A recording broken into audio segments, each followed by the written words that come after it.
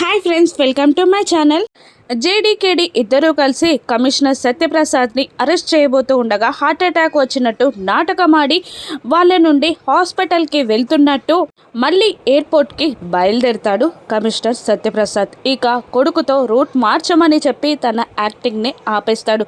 ఏంటి మావయ్య, మీకు హార్ట్ అటాక్ రాలేదా? ఎందుకు ఇదంతా చేస్తున్నారు అని మాధురి అడగగానే, లేదమ్మా, ఆ జేడీ నాపై తప్పుడు కేసులు పెట్టి నన్ను అరెస్ట్ చేయాలి అని చూస్తుంది. అందుకని ప్లాన్ చేసి కుటుంబం మొత్తాన్ని తీసుకొని దుబాయ్ వెళ్ళిపోతున్నాను అనగానే అందరూ షాక్ అవుతారు. అంటే మామయ్య, మనం హాలిడే ట్రిప్ కోసం వెళ్ళట్లేదా? నిజంగానే దుబాయ్కి శాశ్వతంగా వెళ్ళిపోతున్నామా అని మాధురి అనగానే, అవును అని కమిషనర్ అనగానే అందరూ షాక్ అవుతారు. సడన్ బ్రేక్తో వంశీ కార్ని ఆపేస్తాడు. ఎందుకు ఆపవరా అని కమిషనర్ అడుగుతుండగా, అటు చూడు నాన్న అని అంటుంటాడు వంశీ. ఎదురుగా కార్ బానెట్ పైన కేడి స్టైల్గా కూర్చొని వాళ్ళ చేతిలో ఉన్న రివాల్వర్స్ని తిప్పుతూ ఉంటారు. ఇక కమిషనర్ ఫ్యామిలీతో సహా కిందికి దిగుతారు. ఏంటి సార్ ఇది? మేము కూడా పోలీస్ ఆఫీసర్స్ అన్న విషయం మీరు మర్చిపోయారా? మీరు అలా హార్ట్ అటాక్ వచ్చినట్టు నాటకం ఆడితే మేము కనిపెట్టలేమనుకున్నారా అని అంటూ ఉంటుంది జేడి. నేను మామూలు వ్యక్తిని కాదు అరెస్ట్ చేయడానికి అని కమిషనర్ అంటూ ఉండగా, మిమ్మల్ని అరెస్ట్ చేయడానికి పర్మిషన్స్ అన్నీ వచ్చాయి sir, Ramya Kiran arrest him అని అనగానే రమ్య కిరణ్ కలిసి కమిషనర్ని అరెస్ట్ చేసి కారులో ఎక్కించగా వంశీ, మాధురి, కమిషనర్ భార్య ముగ్గురు కలిసి జేడీకేడీనని బ్రతిమిలాడుతూ ఉంటారు. ప్లీజ్ మా డాడీని తీసుకెళ్ళొద్దు అని అంటూ ఉండగా, మీరు కోర్టులో చూసుకోండి అంటూ అక్కడి నుండి కమిషనర్ని తీసుకొని జేడీకేడీలు వెళ్ళిపోతారు. ఇక స్టేషన్ డోర్ ఓపెన్ చేయగానే ఎదురుగా సాధుని చూసి, నేను నార్మల్ వ్యక్తిని అనుకుంటున్నావా? నన్ను అరెస్ట్ చేయడానికి నేను రిటైర్డ్ పోలీస్ ఆఫీసర్ని అని కమిషనర్ అంటూ ఉండగా, మిమ్మల్ని అరెస్ట్ చేయడానికి, మీ నేరాలు రుజువు చేయడానికి అన్ని ఆధారాలు మా దగ్గర ఉన్నాయి సార్,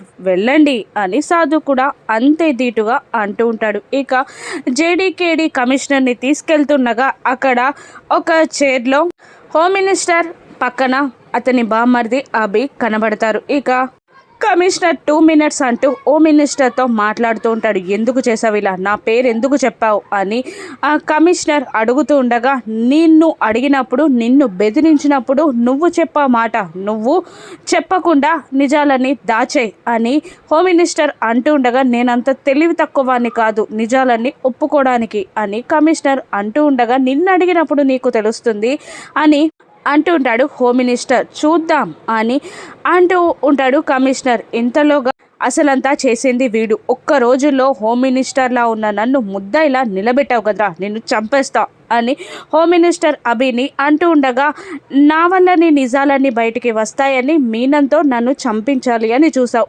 అందుకే నిన్ను ఈ లెవెల్లో నిలబెట్టా. మళ్ళీ ఒకసారి అదే పని చేసావనుకో, నీ సంగతి నేనేం చేస్తానో తెలీదు బావా అని అభి అనగానే కొట్టబోతూ ఉంటాడు హోమ్ మినిస్టర్. అప్పుడే జేడీకేడీ వచ్చి, కమాన్ సార్ అని అంటూ కమిషనర్ని తీసుకొని లోపలికి వెళ్తారు. ఇక నవ్వుతూ ఉంటాడు కమిషనర్. మీరెన్ని అడిగినా ఏం చెప్పినా కూడా నేను మాత్రం ఏమీ చెయ్యలేదు, నేనేది ఒప్పుకోను, ఏది చెప్పను అని కమిషనర్ అనేస్తాడు. ఇక అవన్నీ మాకు అనవసరం సార్, ఇన్స్పెక్టర్ కావ్య మర్డర్ కేసులో మిమ్మల్ని అరెస్ట్ చేశాం, కానీ 20 ఏళ్ల నుంచి నేను వెతుకుతున్నది ఒకే ఒకటి. అసలు ఇన్స్పెక్టర్ కావ్య గారిని ఆ హోమ్ మినిస్టర్ ఇనన్ కలిసి చంపారు అంటే వాళ్ళకొక రీజన్ ఉంది, కానీ మీరు ట్రైనింగ్ ఇచ్చి మిమ్మల్ని రోల్ మోడల్గా తీసుకొని డ్యూటీ చేస్తున్న కావ్యని చంపేలా చేసింది ఎందుకు మీరు అని అంటూ ఉండగా, నవ్వుతూ ఇలా సమాధానం ఇస్తాడు కమిషనర్. కావ్యకి కూడా నీలాగే దూకుడెక్కో, మీనన్కి దూరం ఉండమని చాలాసార్లు చెప్పాను, కానీ తను వినలేదు. ఇన్స్పెక్టర్ కావ్య చావుకి కారణం కావ్యనే అని అనగానే జేడీ పైకి లేచి ఉరిమే కళ్ళతో నిప్పులు కక్కుతూ ఇలా వార్నింగ్ ఇస్తూ ఉంటుంది. మీరు చేసిన ప్రతి నేరానికి, తీసిన ప్రతి ప్రాణానికి మీకు శిక్ష పడేలా చేస్తా. మాలో ఒకరయుండి మమ్మల్ని చంపడానికి చేసిన నేరాలన్నీ బయటపడి మిమ్మల్ని ఉరికంబ మెక్కేలా మీరు అరెస్ట్ అయ్యేలా చేస్తా, మీ నోటితో నిజాలని నేను కక్కిస్తా అని ఉరిమే కళ్ళతో నిప్పులు కక్కుతూ పులిలా జేడీ కమిషనర్ని చూస్తుండగా కమిషనర్ కూడా వణికిపోతాడు. జేడీ వార్నింగ్కి కళ్ళు తిరిగి అక్కడే టేబుల్ పైన పడిపోతాడు కమిషనర్. ఇక సాధు, రమ్య, కిరణ్లు అక్కడికి వస్తారు. అరెస్ట్ చేయడానికి కేసు కోర్టులో ప్రొడ్యూస్ చేయడానికి మనకు అన్ని సాక్ష్యాధారాలు ఉన్నాయి, వాళ్ళు చూసుకుంటారు కమాన్ జేడీ అని అంటున్నా కూడా కూల్ కాకుండా అలాగే కమిషనర్ని కోపంగా చూస్తూ ఉంటుంది జేడీ. కమాన్ కమాన్ అని మళ్ళీ సాధు అనగానే అక్కడి నుండి జేడీ కేడీలు వెళ్ళిపోతారు. వాళ్ళటు వెళ్ళిపోగానే లేచి కూర్చొని నవ్వుతూ, ఏంటి నేనేమైనా పిచ్చోన్ని అనుకున్నావా,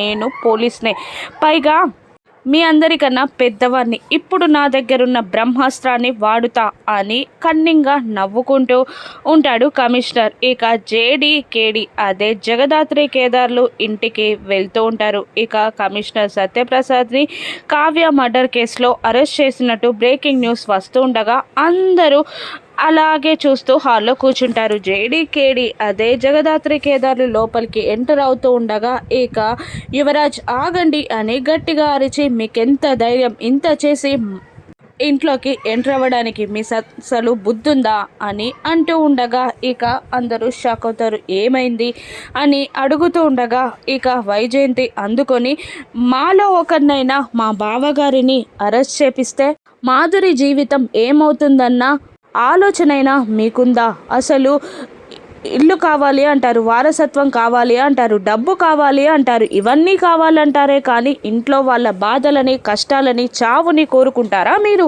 అని అనగానే, అత్తయ్య గారు అలా మాట్లాడకండి అని అంటూ ఉంటుంది జగదాత్రి. ఏంటమ్మా, ఏం మాట్లాడకూడదమ్మా, ఇప్పుడు నువ్వు చేసిన పని వల్ల మాధురి జీవితం ఏమవుతుందో అని నువ్వు ఆలోచించావా అని అంటూ ఉండగా ఇక కౌశిక్కి జగదాత్రికి సపోర్ట్ చేస్తూ, అసలు జగదాత్రి ఇన్నాళ్ళుగా ఇంకొకరిని కష్టపెట్టడం చూసారా మీరు, ఎందుకు పాపం తననే అంటారు అని అంటూ ఉండగా, బేషుగ్గా ఇప్పటికీ కూడా తననే సపోర్ట్ చేస్తున్నావా నువ్వు, ఇప్పుడు మాధురి జీవితం ఏమవుతుందో అని ఆలోచించావా నువ్వు, అసలు మాధురి జీవితం ఏమవుతుందో అన్న ఆలోచన ఇంట్లో ఎవరికీ లేదు అని వైజయంతి అంటూ ఉండగా జగదాత్రి ముందుకు వచ్చి, మాధురి జీవితానికి ఏం కాదు, మేమిద్దరం వెళ్ళి మాట్లాడతాం అని జగదాత్రి అంటూ ఉండగా, వెళ్ళి మాట్లాడతావా, మాట్లాడు అంటూ లోపలికి వెళ్ళి మాధురిని బయటికి తీసుకొస్తుంది. మాధురిని చూసి జగదాత్రి కేదార్లు షాక్ అవుతారు. ఏమైంది మాధురి అని అడుగుతుండగా, నువ్వు చేసిన పనికి కట్టుబట్టలతో దాన్ని ఇంటి నుండి వెళ్ళగొట్టేశారు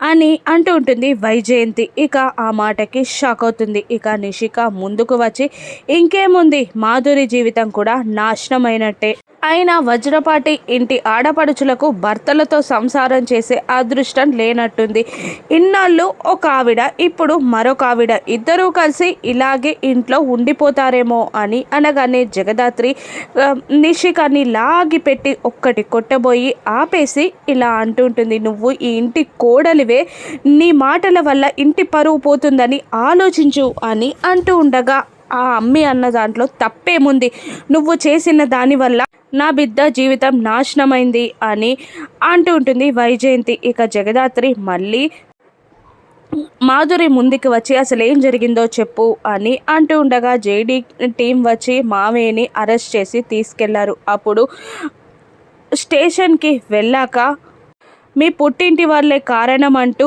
జగదాత్రి వదిన కేస్ వాపస్ తీసుకుంటేనే నన్ను ఇంటికి తీసుకెళ్తాను అంటున్నారు అనగానే బిగుసుకుపోయి అలాగే కోపంగా చూస్తూ ఉంటుంది. ఇక యువరాజ్, నిషిక, వైజయంతి అందరూ కలిసి, ఇప్పుడే ఇక్కడ నుండి వెళ్ళి మా అన్నయ్యని విడుదల చేసి తీసుకురా, అప్పుడే నీకు ఇంట్లోకి ఎంట్రీ, లేదంటే లేదు అని అంటూ ఉండగా అలాగే చూస్తుండిపోతుంది జగదాత్రి. చెప్పు, కేసు వాపస్ తీసుకుంటావు కదా అని నిషిక అడుగుతుండగా మళ్ళీ మాధురి చేయి పట్టుకొని, సారీ మాధురి, నేను కేసు వాపస్ తీసుకోలేను అని అనేస్తుంది. దాంతో అందరూ షాక్ అవుతారు. ఏంటి నువ్వు అనేది అని నిషిక అంటుండగా, ఆలోచించు నిషిక, ఇది 20 ఏళ్ళ జగదాత్రి కష్టం అని అంటూ ఉంటాడు కేదార్. ఇప్పుడు ఏం జరుగుతుంది, ఈ దాని